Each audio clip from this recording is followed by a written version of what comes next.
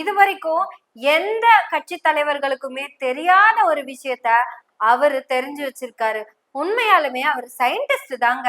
இப்பேற்பட்ட தலைவர் தான் நமக்கு முதலமைச்சரா கண்டிப்பா வரணும். நமக்குன்னு நம்மளோட குறுக்கிக்கிட்டது கூட பெரிய தப்பு தாங்க, செல்பிஷான விஷயம்தான்.